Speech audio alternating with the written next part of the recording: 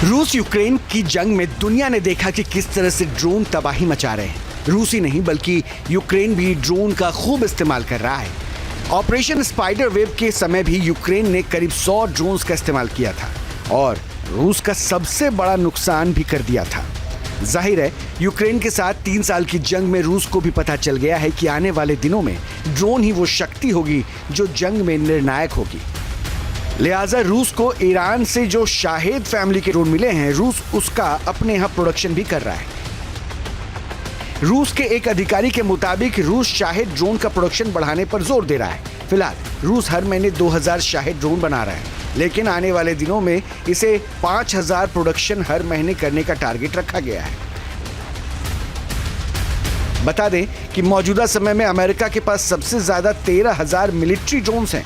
दूसरे नंबर पर चीन है जिसके पास 6,000 के करीब मिलिट्री ड्रोन्स होने का दावा किया जाता है।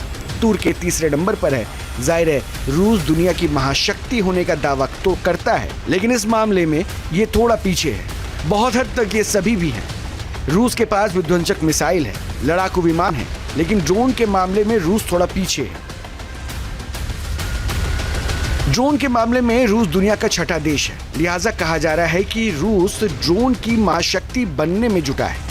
रिपोर्ट के मुताबिक 2030 तक रूस ने ड्रोन मैन्युफैक्चरिंग पर अलग से बजट दिया है।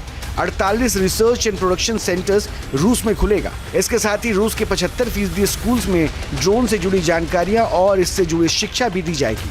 पश्चिमी देशों की टेक्नोलॉजी पर जो निर्भरता है उसको रूस खत्म करेगा और 80% टेक्नोलॉजी उपकरण जो पश्चिमी देशों द्वारा प्रतिबंधित हैं, रूस उसको चीन से लेगा।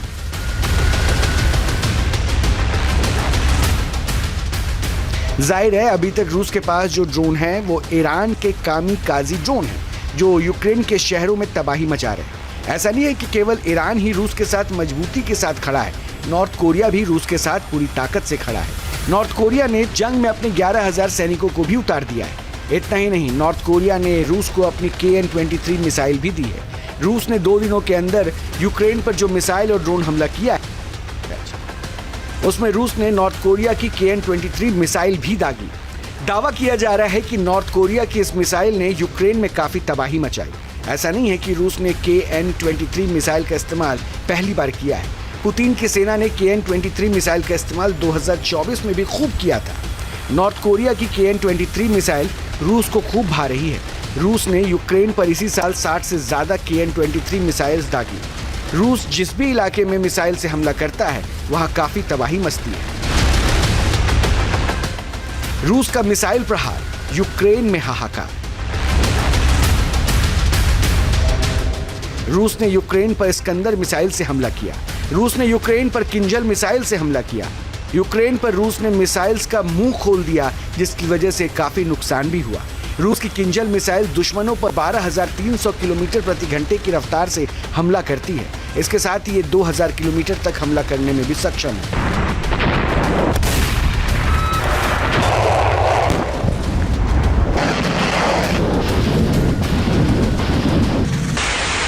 यह मिसाइल अपने साथ 500 किलोग्राम तक विस्फोटक ले जा सकती है। रूस ने इस मिसाइल को भी यूक्रेन पर दागा था। बताया जा रहा है कि रूस ने इस मिसाइल को MiG-31 के लड़ाकू विमान से हमला किया था। यूक्रेन की ओर से दावा किया जा रहा है कि उसने रूस की MiG-31 के लड़ाकू विमान को मार गिराया है। रूस ने 9 जून की रात को किंजल मिसाइल से यूक्रेन पर हमला किया था, लेकिन हमले के समय यूक्रेन ने MiG-31 के को तबाह कर दिया। ये यूक्रेन की बड़ी कामयाबी मानी जा रही है। यूक्रेन के खिलाफ रूस ने जिस तरह से अग्रेसिव अप्रोच अपनाया हुआ है, जिस तरह से यूक्रेन पर मिसाइल्स का प्रहार हो रहा है, उसको देखते हुए यूक्रेन के पैट्रियट डिफेंस सिस्टम को यूक्रेन में तैनात किया गया है। बताया भी जा रहा है कि पैट्रियट डिफेंस सिस्टम ने किंजल मिसाइल को इंटरसेप्ट किया।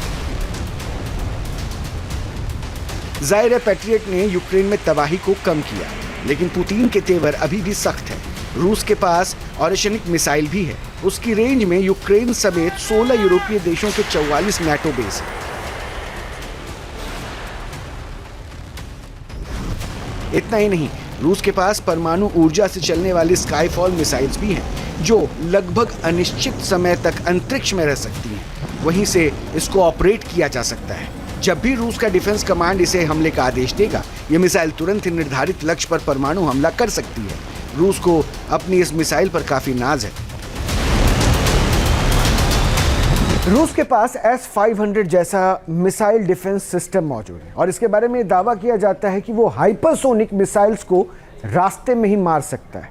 रूस के पास मिसाइल्स का जखीरा है जिसकी पहुंच नाटो के 44 बेस तक है और रूस के जखीरे में ऐसी मिसाइल्स हैं जिनसे बचना मुश्किल है। अब हम आपको बताते हैं कि पुतिन के जो 4 हथियार कौन से हैं जो तबाही के लिए तैयार हैं। अब ये 4 अब आपको हथियार दिखा रहे हैं, number 1, number 2, number 3, number 4। Number 1 पर है RS-28 सरमट, नंबर 2 पर है एवनगार्ड मिसाइल, नंबर 3 पर है टोपोल M मिसाइल और नंबर 4 पर है यार्स मिसाइल। ये वो मिसाइल्स हैं जो पुतिन के सबसे घातक हथियारों में से एक माने जाते हैं। वैसे R-28 सरमट मिसाइल जो है ये एवनगार्ड मिसाइल है और टोपोल M मिसाइल या यार्स मिसाइल, ये सारे मिसाइल्स तबाही मचाने के लिए सक्षम हैं और ये परमाणु मिसाइल है। ये परमाणु मिसाइल है रूस के RS-28 सरमट जो है जिसकी स्पीड 25,000 किलोमीटर प्रति घंटा है। यानी ये सरमट जो आप मिसाइल देख रहे हैं नंबर 1 पे जिसके बारे में हमने बताया, इसकी स्पीड 25,000 किलोमीटर प्रति घंटा है और इसकी ऑपरेशनल रेंज 18,000 किलोमीटर है और एक बार में 10 परमाणु वॉरहेड को कैरी कर, वॉरहेड जो है 10 परमाणु कैरी कर सकता है। इसके बाद जो हमने दूसरी मिसाइल आपको बताई नंबर 2 पर एवनगार्ड मिसाइल, रूस की ये एवनगार्ड मिसाइल 33,076 किलोमीटर प्रति घंटे की रफ्तार से चल सकती है और ऑपरेशनल रेंज जो है 6,000 किलोमीटर तक है और इसमें भी 6 परमाणु वॉरहेड तैयार किए गए, यानी 6 परमाणु बम इसके वॉरहेड में आएंगे।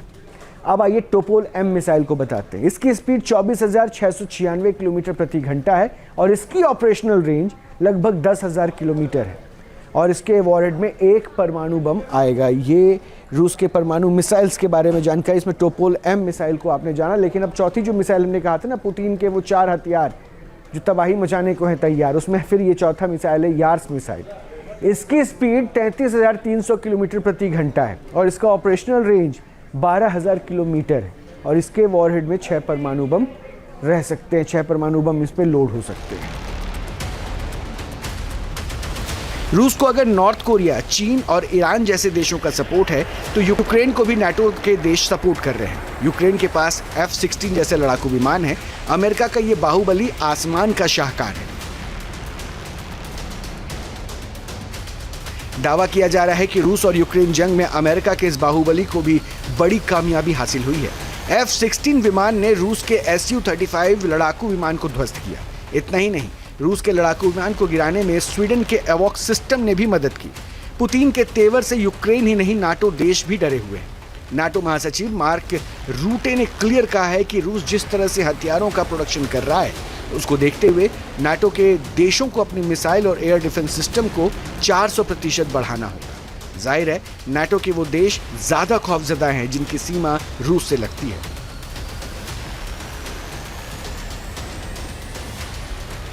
क्योंकि अगर यूक्रेन को पुतिन ने काबू में कर लिया तो नाटो के यूरोपीय देशों पर खतरा बढ़ जाएगा, जिसको नाटो के देश अच्छी तरह से जानते हैं। लिहाजा पुतिन के खिलाफ नाटो काफी एक्टिव है, लेकिन इतनी घेराबंदी के बावजूद भी ना तो पुतिन के तेवर कम हो रहे हैं, ना ही उनकी तुरीन में हथियारों की कमी हो रही है।